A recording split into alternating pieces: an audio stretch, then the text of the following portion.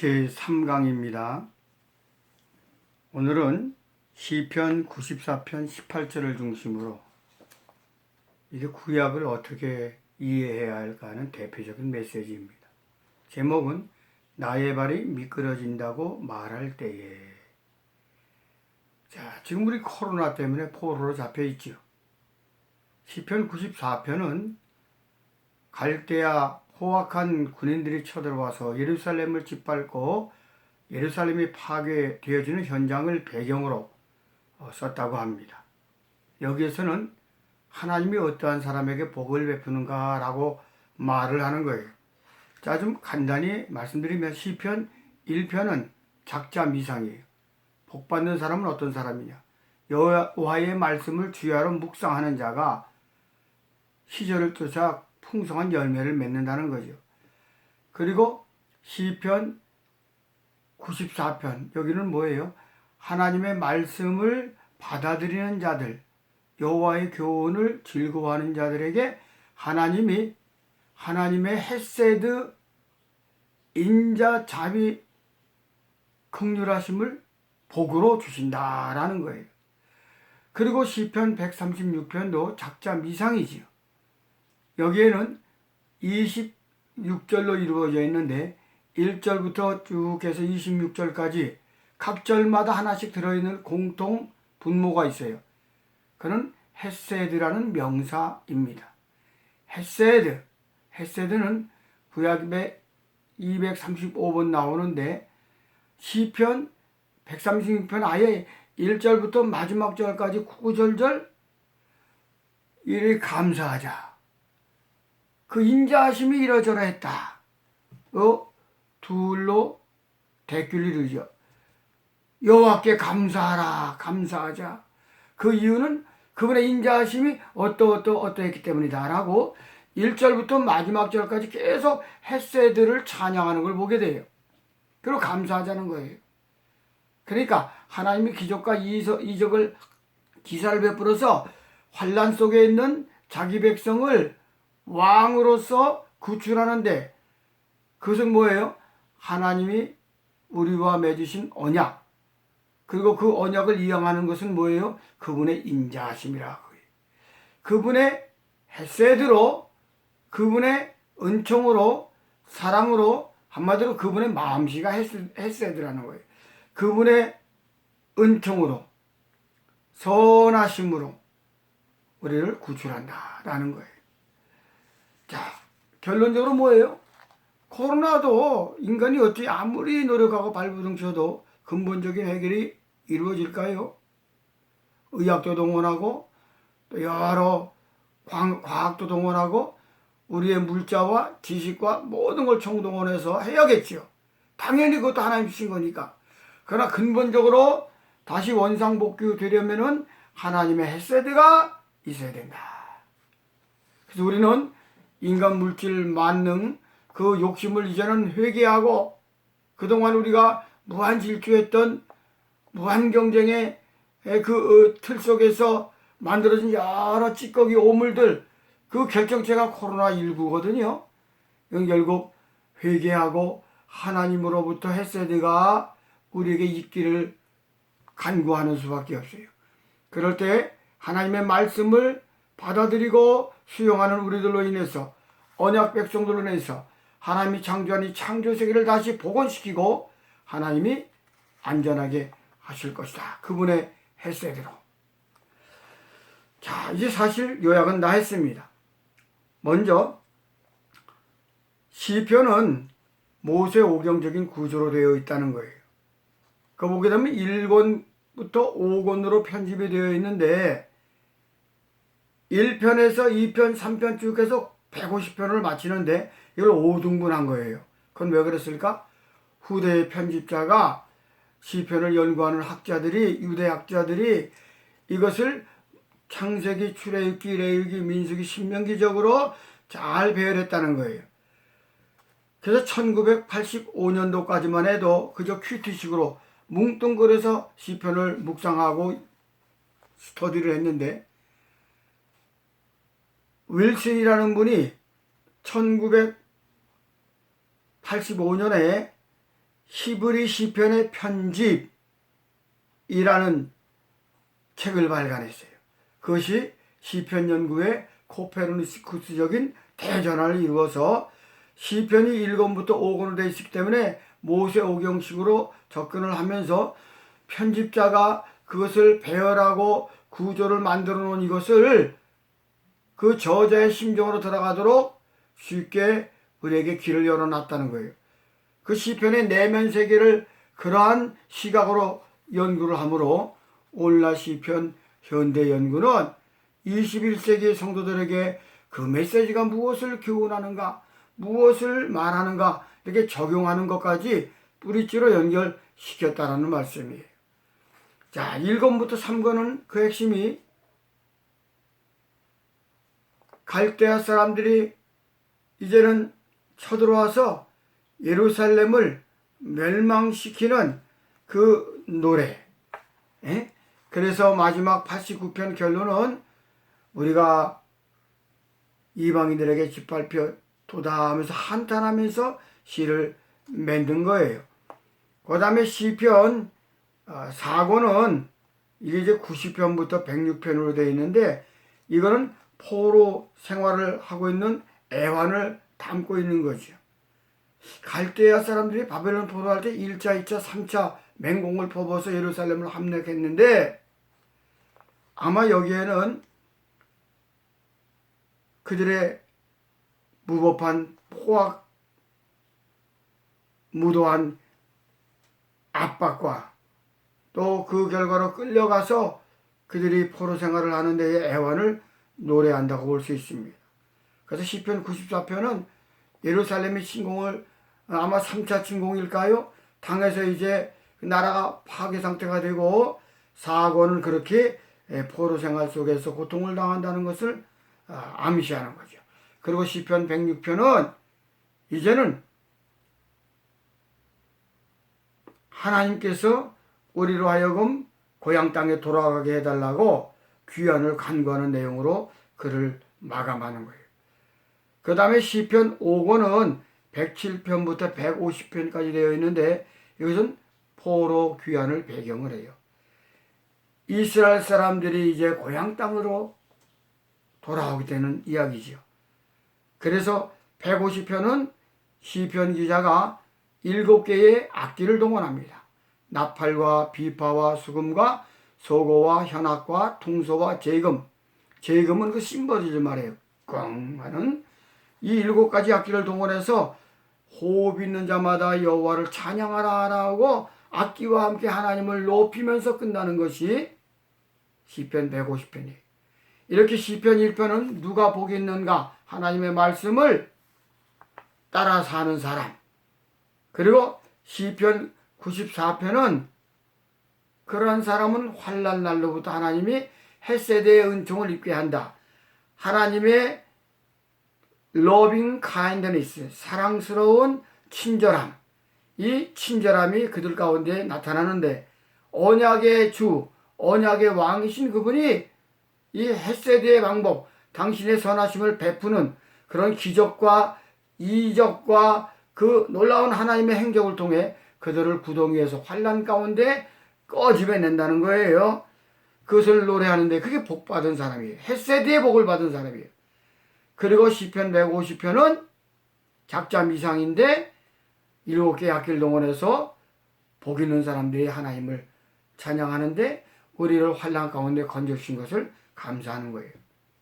자, 아까도 말씀드렸지만 이 헷세드는 구약에 가장 많이 나오는 단어 중에 하나인데 235번 나온다 그랬죠. 아예 시편 136편은 이것도 작자 미상이에요.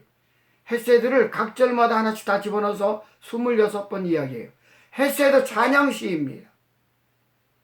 언약의 왕께서 언약의 백성들을 환난 가운데에 말씀을 사모하는 자들을 다시 건지셔서 회복시킨다는 말씀이에요. 그래서 하나님께 감사하자. 그 헷세드가 이러이러하다. 하나님께 감사하다. 그분의 헷세드가 이러이러하다. 하나님께 감사하자. 그분의 헷세드가 이러이러하다. 이렇게 논증되는 겁니다.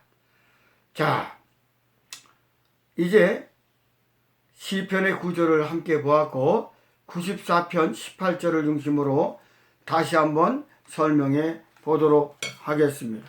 시편 94편 18절에 이렇게 말씀을 해요. 여호와여 나의 발이 미끄러진다고 말할 때에 주의 인자하심이 나를 붙드셨사오며. 이게 뭐예요? 여호와여 나의 발이 미끄러진다고 말할 때에 주의 헤세드가 나를 붙드셨다라는 말씀이에요. 자, 이 말씀을 위해서 시편 94편 전체를 보도록 해요. 시편 94편 전체는 이것이 교차 대칭 구조로 이루어져 있거든요. 예를 들면 A, A-, B, B-, C, C- 이런 교차 대칭 구조는 현대학자들이 시편을 교차 대칭 구조로 보는 거예요. 그 이유는 한가운데가 코어이고 그거를 강조하기 위해서 이렇게 시편이 히브리적으로 나열됐다는 거예요. 그러니까 현대학자들의 그 연구가 대단한 거 아니에요? 예, 오늘 21세기 우리가 적용하기 위해 가장 좋은 것이 교차 대칭 구조예요. 자, 그래서 악인들을 보수하시는 하나님, 그리고 마지막에는 악인들을 결국 심판하시는 하나님. 그 다음에 악인들이 막 그들을 박해해요. 그렇기 때문에 시인이 미끄러질 뻔한 거예요. 그 다음에 한가운데에 하나님이 어떻게 해요? 악인들의 박해를 징벌을 하시는 거예요. 그 다음에 이어지는 짝은 뭐예요? 무조건 은혜를 베푸시는 것이 아니라 하나님의 법, 교훈은 결국 하나님을 경외하는 자들에게 가까이 있어서 그 말씀을 받아들이는 자들에게 하나님이 복을 주신다는 거예요. 그 복은 헤세드의 복이에요. 하나님이 어려운 환난 가운데 우리를 구출하신다. 다시 말하면 악인들이 우리를 박해하고 나의 발이 미끄러져서 구덩이에 빠져 죽음의 위험에 처해 있을 때 하나님이 악인들을 보수하시고 심판하시는데 어떻게? 우리가 하나님의 말씀을 받들고 그 말씀을 따라 다시 회개하고 하나님 말씀을 지키겠다고 다시 한번 우리가 하나님 앞에 나아갈 때에 하나님께서는 악인들을 징벌하시고 우리를 구덩이에서 건져주시고 그분의 헤세드로 언약의 주께서 언약 백성들을 그분의 인자하심 헤세드, 그분이 이제는 기적을 베푸시는데 우리에게 그 인자하심을 실행하신다라는 거예요.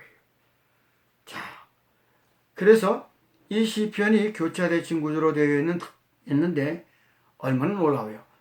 바로 그 하나님께서 그들에게 복을 주시는데 헤세드의 복을 주신다라는 것입니다. 자, 한번 이 말씀을 18절을 중심으로 원역해 보겠어요. 우리가 히브리 성경, 구약은 히브리어로 되어 있고 신약은 헬라어로 되어 있죠. 헬라어 성경.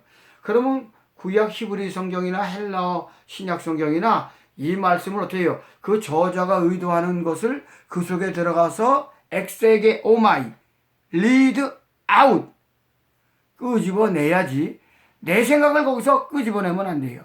웅얼 뭐 대충 생각하고 막연하게 생각하고 이거다라고 바로 적용을 한다고 복 받는 게 아니에요. 하나님이 기록하신 그 저자의 그 메시지, 하나님으로부터 받은 메시지를 그대로 원래대로 꺼집어내는 거예요. 그리고 그것이 우리 오늘날 21세기에 무슨 상관이 있는가? 어떠한 교훈을 주는가를 깊이 말씀을 중심으로 관조하고 묵상함으로 거기서 이제 적용을 하면 되는 거예요. 저는 이 시편 94편을 오늘 21세기에 당하는 국가적인 재난, 세계적인 재난, 코로나19에 그 환난에서 건져달라는 말씀으로 적용하고 싶은 겁니다. 자, 시편 94편 18절은 전반부와 하반부로 되어 있죠. 전반부는 임 아마르티 마타 라그리 이렇게 되어 있어요. 여기서는 마타가 중요해요. 임 아마르티 마타 라그리, 이 마타라는 동사, 이게 뭐예요? 미끄러진다라는 말이에요.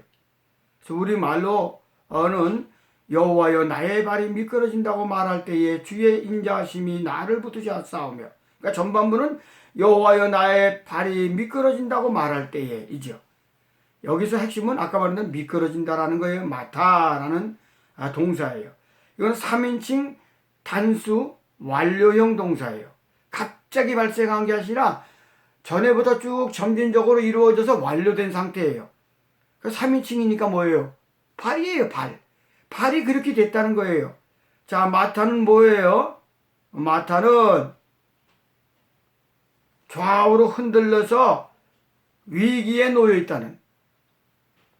마타라는 히브리어는 쉐이크, 영어로 번역될 수 있어요. 좌우로 막 흔들려서 내 한 발이 수렁에 빠지는 거예요. 두 발이 그런 게 아니라 한 발이 흔들리니까 이게 극적인 묘사지. 저는 감히 이 말씀을 바울이 유라굴라 광풍을 만나서 로마로가 이제 하나님의 복음을 세계적인 복음으로 거기에 복음의 씨앗을 떨어뜨리기 위해서 배를 타고 가다가 보름 동안 풍랑 광풍에 밀려가죠. 이때 사용된 용어랑 똑같아요. 유라굴라 광풍이 그들을 흔들었다는 거예요. 시편 94편은 뭐예요? 갈대아 사람들이 와서 1차, 2차, 3차 침공을 하는데 마지막 아마 3차 침공에 가서 이제 넉다운에서 포로로 끌려가는 현장이라는 거예요. 나의 발이 미끄러진다 말할 때에 내 한 발이 좌우로 흔들려서 쉐이킹 막 흔들려서 저 깊은 구렁에 처박히게 될 그때라는 거죠. 점진적인 완료형을 쓴 거예요. 위기가 점점 깊어져서 위기가 점점 심해져서 위기가 점점 나를 사로잡아 구덩 속에 밀어넣게 되었다라는 거예요. 그 다음에 하반부는 뭡니까? 예, 주야 인자하심이 나를 붙으셨사오며. 그렇게 말할 때에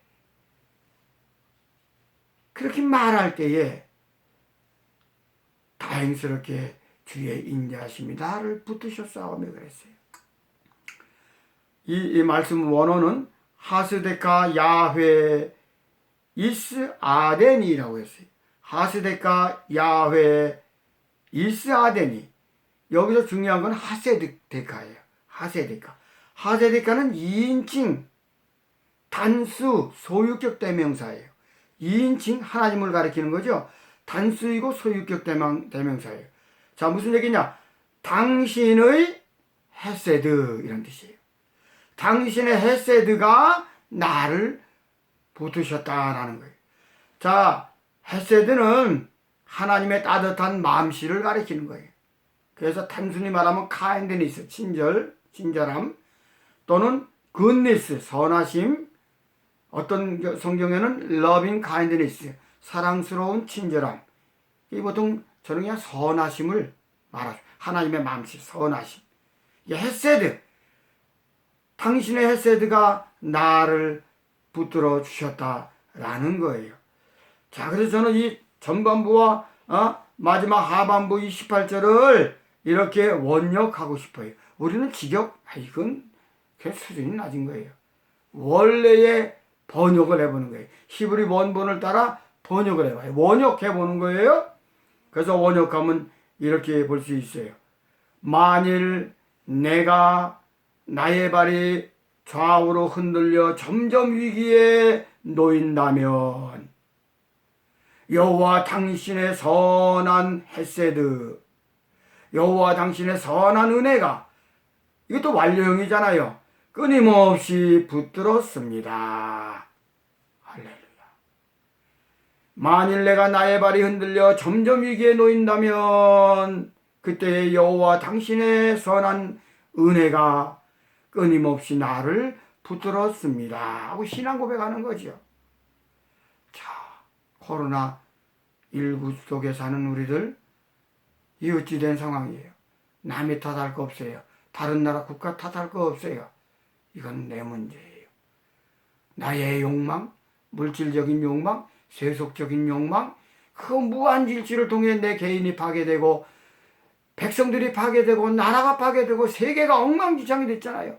다시 이것을 원래대로 회복하기 위해서는 회개해야 돼요. 물질 만능으로 이루어진 우리의 욕심을 하나님 앞에 내려놓고 하나님이 창조주이시고 이 물질 만능 만몬, 이 만몬의 귀신 이거를 떨궈버리고 우리의 마음을 비워야 돼요.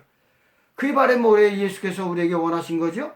마태복음 5장에 나오는 산상수훈의 발복, 이 발복이 아까 말한 시편 1편의 복과 또 시편 94편에 나오는 복과 그리고 시편 136편의 헤세드의 복과 그리고 찬양하며 하나님께 복을 노래하는 시편 150편 마지막. 시편은 결국 뭐예요? 악인으로부터 하나님의 헤세드의 은혜를 베풀어서 헤세드로 인해 우리를 하나님이 이행하심으로 그분이 이적과 그 모든 기적을 행하심으로 우리를 구덩이 속에서 환난에서 건져내 주신다라는 것이 시편의 전체 맥락이에요.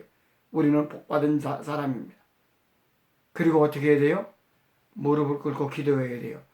오늘날에도 하나님의 헤세드는 유용합니다. 효력이 있습니다. 하나님, 우리가 이제 낮아져고자 오니 올해를 긍휼히 여기사 하나님께서 하늘로부터 우리에게 기적을 베푸시되 하나님의 헤세드의 은혜가, 하나님의 선한 마음씨가 우리에게 베풀어져서 하나님께 감사하고 찬양하는 우리가 되게 해 주옵소서. 할렐루야. 이렇게 되면은 코로나가 근본적으로 물러날 거예요. 할렐루야. 감사합니다.